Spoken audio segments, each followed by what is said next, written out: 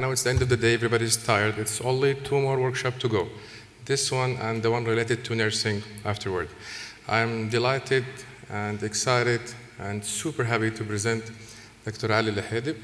He's the Dean of the Dentistry College at King Saud bin Abdulaziz University for Health Sciences. And also, he's the most delighted person to work with. I'm really excited and happy to present him. So please, Dr. Ali.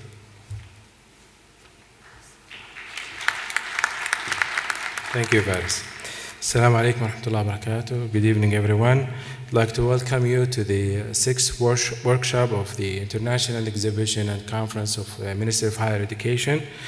And during this session, we'll try to cover certain objectives in relation to the dental licensure procedure and the pharmacy licensure procedure in US.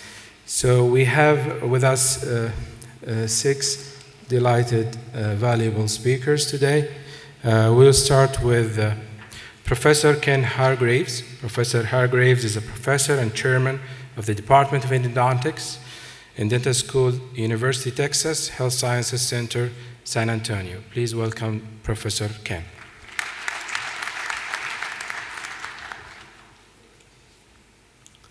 Well, thank you very much for this incredible opportunity to talk to you about advanced dental education with an emphasis on opportunities that are available at the University of Texas Health Science Center in San Antonio. And if I could have the first slide, please. Go. So, in answer to the question of who am I, I'm actually professor and chair of the Department of Endodontics at the University of Texas. However, I also have cross appointments in the School of Medicine, in the Department of Surgery, as well as in the graduate school in the departments of pharmacology and physiology. And this is one of the key distinctions that I think that we have in San Antonio, is that not only do we provide education that is focused on clinical specialties of dentistry, but in fact, because we're a health science center, we're actually integrated together. And so many of us cross-fertilize each other's fields in terms of both scholarship, but also in terms of patient care. I'm also the editor of the Journal of Endodontics, and my own area of research is in the area of pain therapeutics, and the role of stem cells in regenerative endodontic therapy. At UT Health Science Center in San Antonio, we are now moving into a new clinical facility, which will be a state-of-the-art clinical facility in my own area of endodontics. Not only is everything digitized, we have our own cone beam CT and all the latest equipment that we would need to provide the highest level of training and the highest level of patient care that would be available. Specifically, in terms of UT San Antonio, we have all of the CODA-recognized dental specialty programs. This is an absolutely broad spectrum health science center that's available. However, the deadlines for the application, the interviews, and the particular start dates are actually program specific. And so this is important because there's not just one simple approach to be able to do this. In terms of endodontics, for example, we have an evaluation of dental school transcripts, and this is from standardized translation services. We require official TOEFL scores as well as GRE exam scores. We do not require national board scores at the time of application. And the website actually contains all information in terms of applying for the endodontic program. Now, this is an impossible slide to read, so please don't try to read that. But I've brought several hundred copies if you're interested. I've actually provided all of this information for all of the advanced programs that are available at the University of Texas Health Science Center. So if you or a colleague has an interest in dental specialty education, particularly in San Antonio, please see me after the talk, and I would be more than happy to give you this link to all of the specific programs that we have, the start dates, the application process, the program directors. let me try to give you a flavor of what distinguishes San Antonio specialty education from that of other programs. All of the programs, as you just heard on the medical panel discussion, all of the programs in the United States for dentistry all meet the same minimal criteria. So if you have a certificate in endodontics from one university, you know that you've met the same minimal criteria as every other university. Having said that, each program is distinctive in some type of measure. And one of the aspects that I think is of particular importance in terms of San Antonio is this knowledge that a clinical specialty is not simply your hands. The most important tool as a specialist, in fact, is your brain. And so we really feel that in addition to training you to be superb, caring, ethical clinicians, that it's important to have an element, a strong thematic element in terms of scholarship. And that research scholarship is actually what distinguishes in part a specialist from a general dentist. Now this was taken just last year in 2013 at the American Association of Endodontists meetings, and shows you 4 of our residents who all won national research awards for their presentations. And you'll note that 2 of our residents are actually our Saudi Arabian residents that are SACM supported. On the far left is Dr. Riyad Al-Thamuri, who won first prize for his research among all residents in the United States that he did at the annual session. And in the 3rd position is Dr. Obada Asta, who at the time won a research award for his table clinic presentation. And let me give you a flavor of the type of research that you might be able to enjoy as a resident in San Antonio. So it's been well known now for a number of years that the immature tooth that has early caries involvement or has a developmental defect such as a dens can often develop pulpal necrosis, and that this tooth is arrested in early root development and often has a very compromised long-term prognosis because of this blunderbuss open apex. Until recently, there's not been any satisfactory way to provide long-term care for this tooth. Apexification techniques have been attempted, but really the tooth never has any chance to continue to regenerate. What we now realize is that there's a completely new paradigm for being able to provide regenerative endodontics, and that at the end of this blunderbuss apex is a rich source of mesenchymal stem cells. And these stem cells are in that gray ball at the very end of the root, and that structure is called the apical papilla. We've developed clinical techniques that following pulpal inflammation and eventually pulpal necrosis, these clinical techniques allow us to disinfect this root canal system, and then we can actually transfer mesenchymal stem cells from the root canal space into the tooth and allow the tooth to actually regenerate. Shown on the left is the very first study in humans to demonstrate that mesenchymal stem cells are delivered into the root canal space of immature teeth. And so this clinical study on the left is the very first that was ever done, and it was done in children. And this is a San Antonio study done by my resident Tyler Lovelace.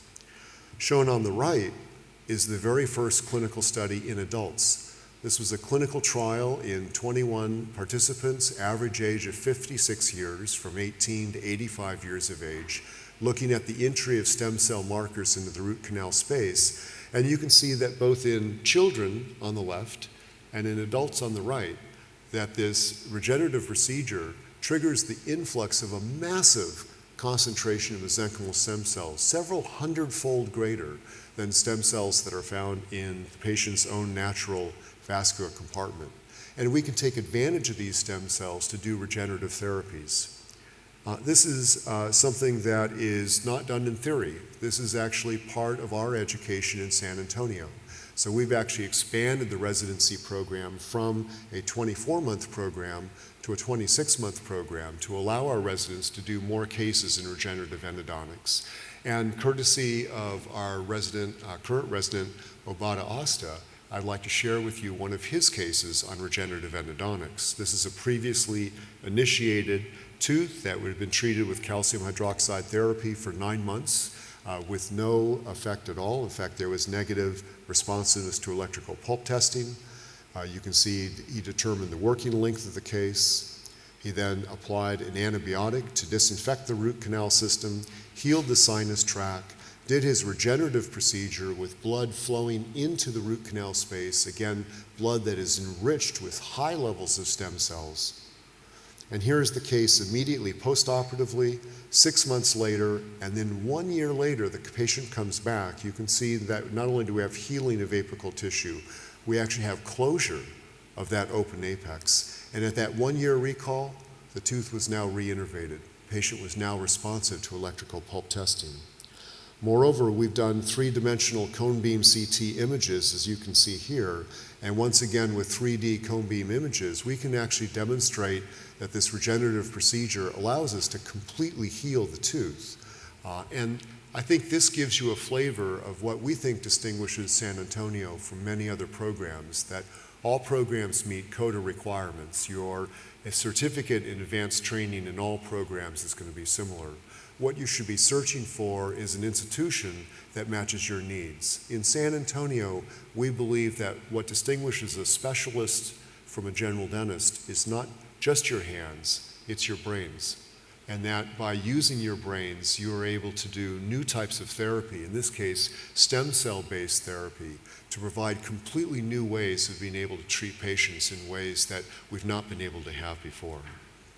So once again, I wish to simply thank everyone here for this incredible opportunity to share with you advanced educational training that's available at the University of Texas Health Science Center in San Antonio.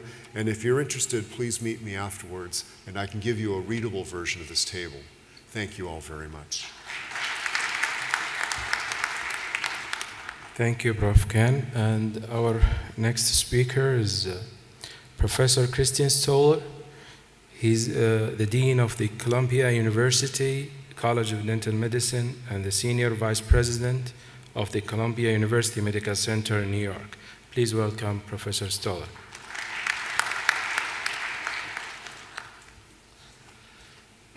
Thank you, Dean Ali. It's my great pleasure to be here, and I'm a real fan of Saudi students. I think two of our probably most prominent students, one is now a dean and the other one is a vice dean, and that tells you that there is great strength in universities collaborating with you. Specifically, I would like to talk about the situation at Columbia.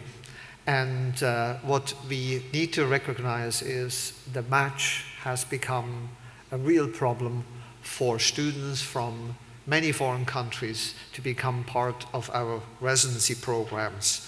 The reason is we have expanded the number of schools, and the opportunities for students to become part of this match is an issue. And for that reason, Columbia is looking into new opportunities to open the doors to truly create leadership for students that come back to Saudi Arabia and assume roles that are going to be extremely important in the future of the country. What we would like to do is combining fellowships and residency programs with additional degrees, such as a master or a PhD in the Teachers College, leading to a degree in education, Master of Public Health with a Doctor of Public Health, together with the School of Public Health. And this again would be combined with a fellowship or a residency program. We are in the final process of putting into place a Doctor of Dental Science, similar to what you know from Harvard and from Penn University, in an attempt to create a clinical doctoral degree leading to more translational research, and then finally the standard PhD that Columbia has had for many, many years that should be also combined with such an opportunity in the clinical field. And in order to take advantage of the university at large, we are open to any suggestion that a student might have to work with any other department of the 18 schools in the Columbia system. What we would like to see for this special program, and clearly this is a program that would actually get the student out of the match to some extent, a commitment of a home university, that there is a future for that student in the university to assume a position there and then ultimately move up the ladder to significant leadership. And we would like to see evidence of the applicant's commitment to excellence in whatever form. And this is basically a new way for us to recruit students that are going to be meaningful for us and meaningful for you. They contribute to our research enterprise, and they contribute to your future in the sense that they will ultimately train the students that are in your pipeline. There are some restrictions that we see with the fellowship. The fellowship in the state of New York only allows you to see patients for 90 days. There is a greater program in Manhattan that has been seeing a lot of fellows in New York University, and their program is actually subject to the same rule, and they have to make the same adjustment that the clinical exposure, hands-on, is limited to 90 days. In a non-CODA approved program, I mean the program that is not approved by the Commission on Dental Accreditation. And if there is, an exposure in a program that is approved by the Commission on Dental Accreditation, the license is granted to see patients for the duration of the program, and we will have to comply with these rules, and we do not see a change in the immediate future, although, all the 5 deans in the state of New York are working aggressively on making that difference. I think I would like to give you an idea about Columbia University and what the opportunity for students is at Columbia. You shouldn't look at a dental school here. You should look at a bigger university, and the more a student takes advantage of the bigger university, the greater the experience at Columbia. Should also get an idea about the quality of the university. When you look at the US News and World Report, Columbia ranks number 4th. When you look at the Center for Measuring University Performance administered by the Arizona State University, Columbia is ranked number 1, tied with MIT, Stanford, and Penn in the United States. And on the Shanghai 500, Columbia is ranked in number 12 position. Clearly, we are not here for just educating the average students. We are here to create, exceptional leadership if you are thinking of sending us a student. Give you an idea about the bigger university. There's no other university in the world that has created more Nobel Prize winners than Columbia. 98 people are affiliated with Columbia and have received Nobel Prizes. The University of Columbia is mostly located in the state of New York, mostly in the city of New York. It's actually on 116th, 125th, and on 168th Street. And then I'm going to talk a little bit about Columbia Global and what this means. This is how 116th Street looks like. That's the core of the university, where all the traditional, disciplines are. It's the flagship.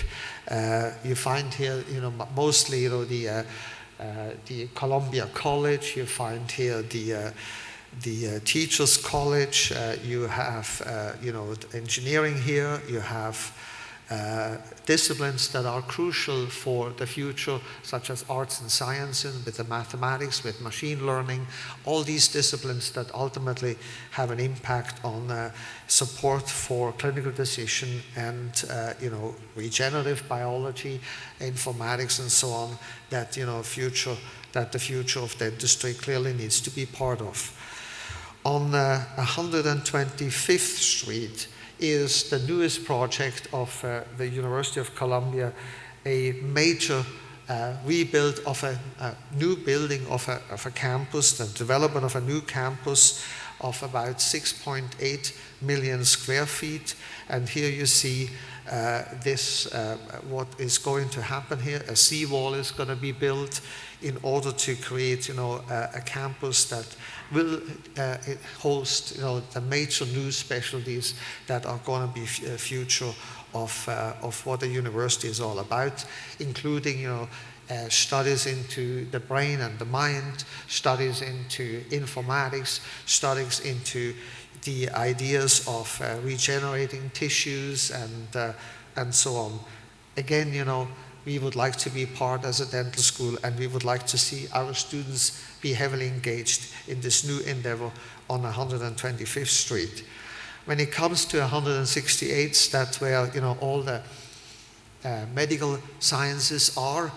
A major campus that hosts also the number 6 ranked hospital in the US, including the hospital where your king was operated. And it's a hospital where the dental school is fully interfaced into the tertiary care environment, and the boundaries are non-existent.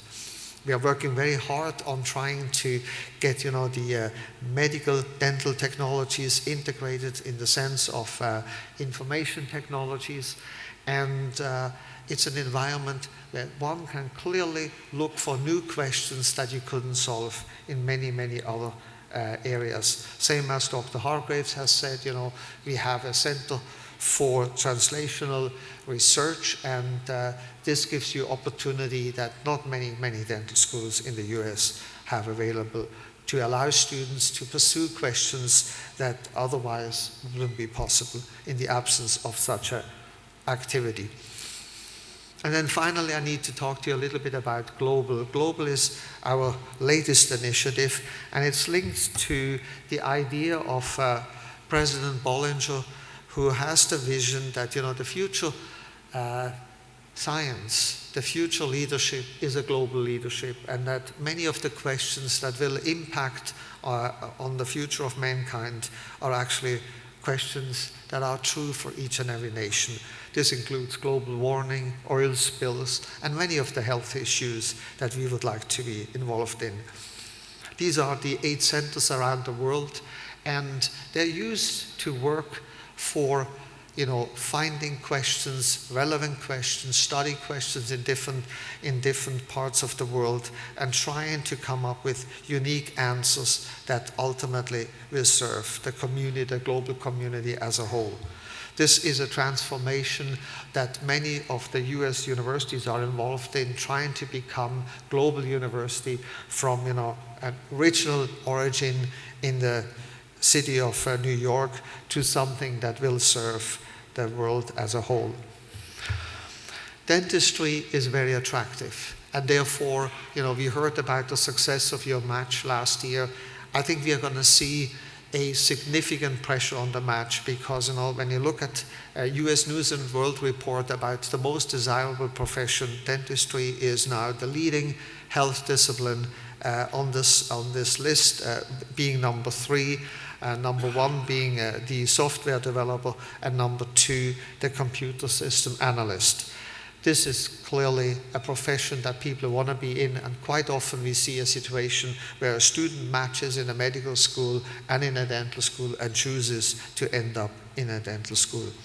The physician is now number 8 as a consequence of the healthcare reform and many of the uncertainty that are linked to it.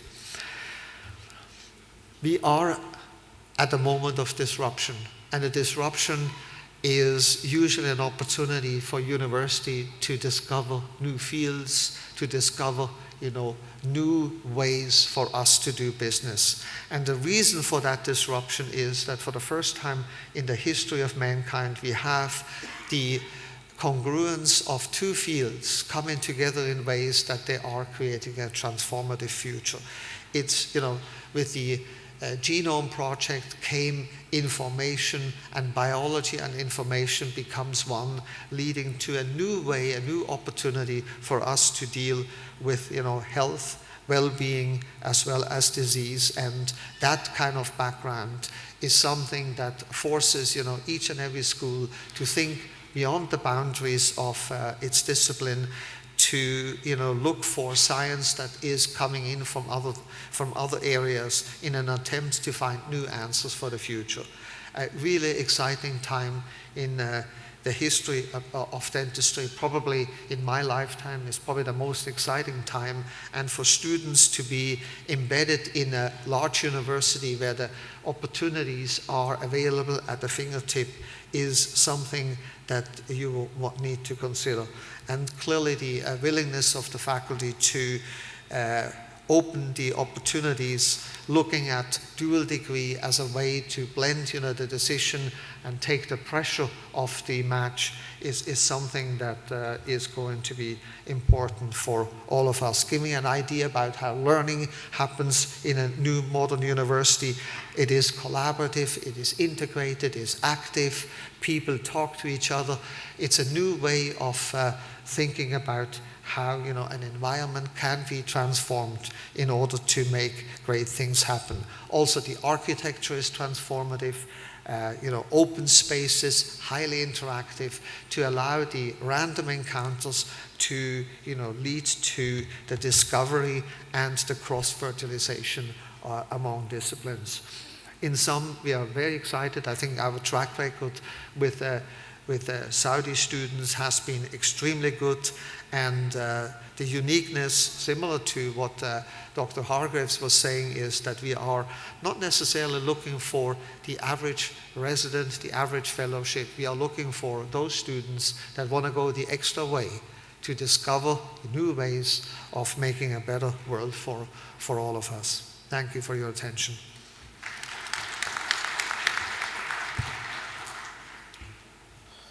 Thank you, Christian. Now we are moving to another important topic, which is the pharmacology. And we're going to start with Dr. Nasser Zawiya. Dr. Nasser, he's the Dean of the Graduate School Biomedical Sciences at the University of Rhode Island and a professor of pharmacology and toxicology at the same university. Please welcome Dr. Nasser.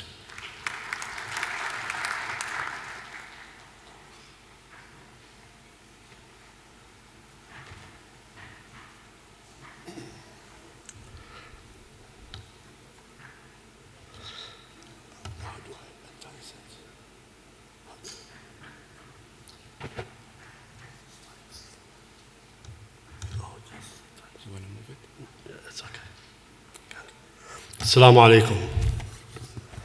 السلام عليكم. أو نايمين. Thank you so very much, to Dr. Samar and Dr. Abdulaziz Al Isa for the invitation. I'm really very honored to be amongst you, and I'm very impressed to see the amount of investment in higher education that's going on in the kingdom, and the amount of effort that your government is going to provide you the best in the world and to bring the best in the world to you. I am a pharmacologist, but I am not a pharmacist. And as you go into this process, you understand the difference. But I will not be speaking about pharmacology. I will be speaking about pharmacy. And I'm very hopeful that if there are any questions that I'm not able to answer, I have pharmacists in the audience that will help me to look at that. I'm presenting to you the University of Rhode Island, and we are really in the smallest state in the United States in terms of area, but not in terms of population. We consider ourselves to be in a very ideal spot between Boston and New York, and we have beautiful beaches, and we have historic Providence very close to us within 20 minutes. Boston and New York, and we don't have the disadvantages of living in a very crowded city like New York that requires some very creative buildings. This is our campus. This is the quadrangle, our campus in the middle of the University of Rhode Island.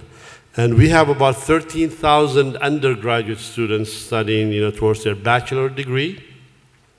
We have 3,000 graduate students whom I am responsible for as the Chief Academic Officer of Graduate Education. We have students from 52 nations and 45 US states and territories represented. The student to faculty ratio is very good, at our university, 16:1, and 2/3 of classes on campus have fewer than 29 students. So I hope I did some advertising for our university, and that becomes attractive. But I'm here to talk to you about, several opportunities in pharmacy, in pharmaceutical sciences. And the first one I will start with is BS in pharmaceutical sciences, or what we refer to as BSPS, which is a relatively new program for us. This is a 4-year degree. This is not, a professional degree. It's designed, for training for students to go into research, industry, and government, focused. And potential pathways, they can later on go for MS or PhD. And we also have the Doctor of Pharmacy, so I'll speak our PharmD program, a 6-year degree, and this is clinical professional focus. In addition to that, in the College of Pharmacy, we also have master's and PhD programs in pharmaceutical sciences. The BSPS curriculum is 2 years of pre-professional coursework, and this really basic things that you get science and math and a general university education. And then it's 2 years professional tracking, advanced science skills, pharmacology, medicinal chemistry, and then students can choose a focus area, whether it's pharmaceutics, natural product chemistry, cosmetic science, pharmacology, toxicology, or regulatory affairs. You're directly admitted to the BSPS as a freshman, right out of high school or secondary education. And to hold a seat in professional curriculum, junior and senior years, the next 2 years, you have to meet all of the first 2-year prerequisites to move. The specializations in the BSPS is the first stage is the I don't know if I can point or how to use the pointer.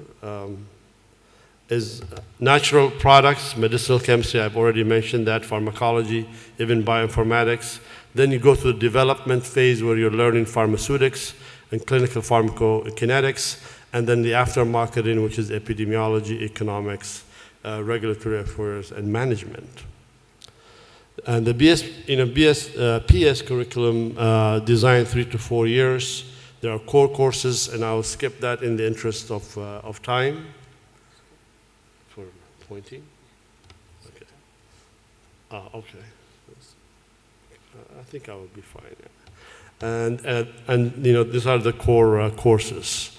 And we have labs, formulations, manufacturing, medicinal chemistry, and molecular biology. We happen to have really a state, maybe the latest and built College of Pharmacy building with the latest innovation in building structures, maybe in the country, and a $75 million facility. It's not pictured here, but at the basement of that is also a manufacturing facility in the university. So we are incorporating that into the curriculum, and these students are prime candidates for that. Again, this is more on the BSPS curriculum. Now I will switch to the PharmD curriculum. It's 2 years pre-professional requirements in general education, and then 4 years of professional curriculum referred to as P1 to P4. 3 years coursework, P1, P2, P3, and an introductory pharmacy practice experiences. And then the 4th year is advanced pharmacy practice experience, which is rotations, and I'll explain some more of that. We are one of very few pharmacy schools in the US, maybe less than 10, where we are 0 to 6. We take students straight from high school, secondary education, and at the end of the 6th year, they get a PharmD, Doctor of Pharmacy degree.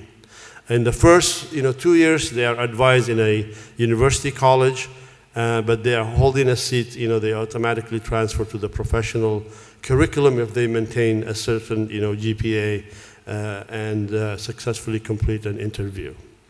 We have very limited, seats for year 3 transfers, so we don't take, transfers. And as far as I know, I think from our admissions, this may even extend beyond, 2015. So I'd like to also mention something about overview of the pharmacy application process. You need to complete a common application. There's a $65 fee for that. You have to have your official high school transcripts in English. They must be sent to the Office of Admissions in an envelope that has been stamped and sealed by an official at your local or regional branch of the Ministry of Education.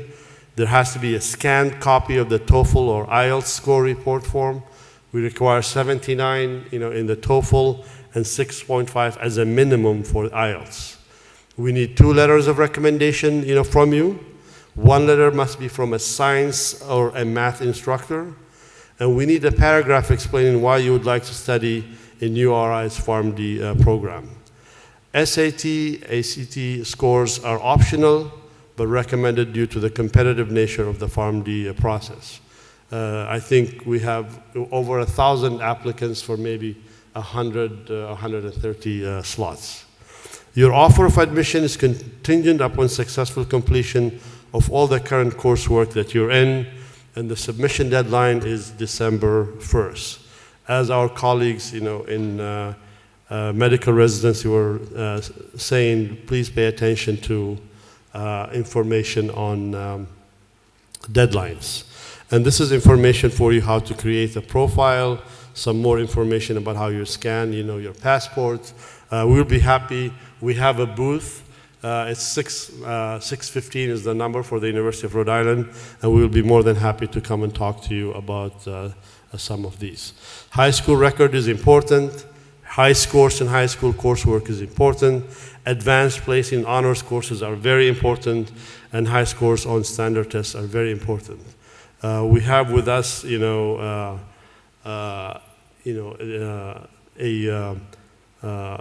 Bo, who really, you'll find him in the booth, who does actually look at these applications and evaluate them.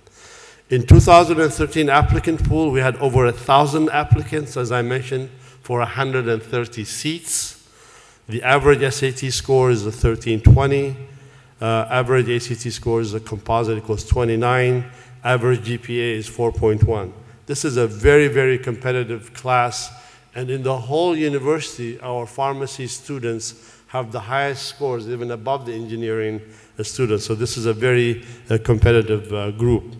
And the PharmD curriculum is driven, by design to meet accreditation standards. It's an entry-level generalist practitioner. We teach you how to find information and then how to make a good clinical decision for a particular patient. Study ways how to improve compliance in therapy for chronic diseases. Each semester you get pathophysiology disease, biomedical science, drugs and how they work, and therapeutics, managing patient therapy. These are the core classes. In addition to that, we have what we call IALs, which is seminar case-based around organ system diseases. These are small classes. The students are actually the ones who are teaching or presenting. The faculty member is in the background facilitating the conversation. We also have integrated lab sequences, drug delivery, kinetics, law, health systems management, and self-care. You can see that our approach is, a systems-based approach, and you can see, the sequencing where we go, all the way through, to the end with oncology and hematology. So we have public health, health systems, law and ethics, business, management, pharmaceutics, pharmacokinetics. It's a very holistic organ-based, approach driven by design to meet the best standards in curriculum design for accreditation. We have pharmacy practice, electives, community practice, pharmacotherapy, drug information and technology, pharmacoepidemiology, managed care, and pharmacoeconomics. We also have research electives for students, bench research or clinical research. They can have a choice of either one. The PharmD early, experience is introductory pharmacy practice experience. This is 300 hours, and students are volunteers. They begin that very early in their career as P1. It's required for both community, hospital and service learning. And this is designed to expose a student to the workplace culture very early on. Then they have 6 advanced pharmacy practice experiences, at least 1 inpatient, 1 ambulatory care, 1 community, and 1 institutional administration, and then 2 elective rotations. And we have sites all over New England area in hospitals, pharmacies, HMOs, non-traditional practice environments where our students go. You can even go to Alaska. We have also sites in France. We have sites in Hawaii. And maybe with future agreements, we can have sites for our students to come here to Saudi Arabia to do these.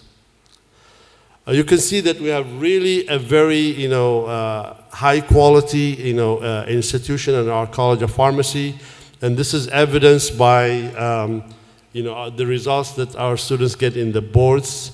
You can see maybe in 2008 we had a very small, but normally 95 to 97%, 100%, 99% is the first time pass rate of our students. So we prepare our students rigorously, and 100% of them make it on the first trial.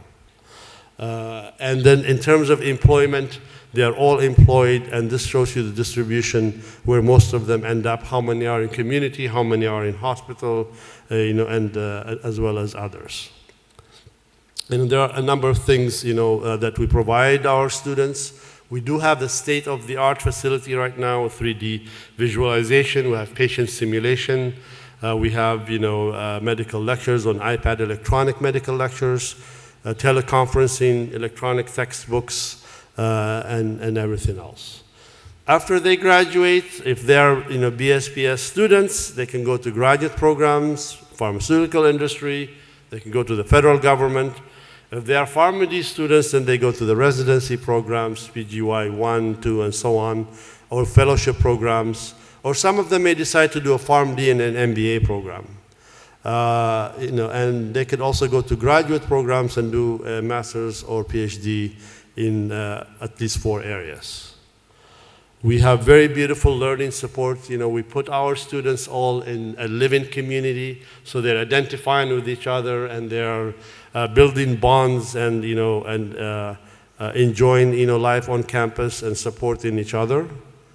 And I believe with that I will stop, and I hope that I've given you an idea about pharmacy education in the US using our College of Pharmacy as a model and the different options that are there, and I'll be happy to take questions from you later. Thank you very much. Thank you, Professor Nasser. Now we are flying back to Saudi Arabia to welcome and listen to Dr. Yusuf Asiri. Dr. Yusuf is the Dean of the College of Pharmacy and Professor of the Clinical Pharmacy at the King Saud University. Welcome, Dr. Asiri. السلام عليكم ورحمة الله وبركاته. بسم الله الرحمن الرحيم والحمد لله والصلاة والسلام على نبينا محمد وعلى آله وصحبه وسلم. They told me that I have 5 minutes to talk, and I will do that in rough. But thank you for Dr. Nasser Zawiya. He paved the way for me, and I'll be next slide, please. Just which one? The green. Okay. I cannot see from here. I think the light. It's hard to see. And I did an operation 3 weeks ago. That's why. No, okay. It's difficult to see. I'll be talking about the 3 models, the 3 models of pharmacy education that we have in the world, to set the audience about what is pharmacy education. So we have the Bachelor of Pharmacy, and this is what we have it in the Middle East, in China, in Africa, and this is different than the Bachelor of Pharmacy that Dr. Nasser Zawiya talked about it. This is, if you go and study that, which is 4 years, you will not be allowed to practice in Saudi Arabia. Be aware of that, and Dr. Yasser Tashkandi will be talking more about it. And this is what's, and we have some student who already, we have that in Saudi Arabia. And we have Doctor of Pharmacy, and this is a US model, and it's brand name American degree. but we have it here in Saudi Arabia. And we have, in UK, they have the 6 years, they call it Master of Pharmacy. Anyhow, a student who is involved here after high school diploma, they will get 5 years of bachelor or 6 years if it is a PharmD. The training could be in hospital as well as in community pharmacies, and it's always well structured and short. Working, and this is part of the problem that we have with the BS, working or works in the following field.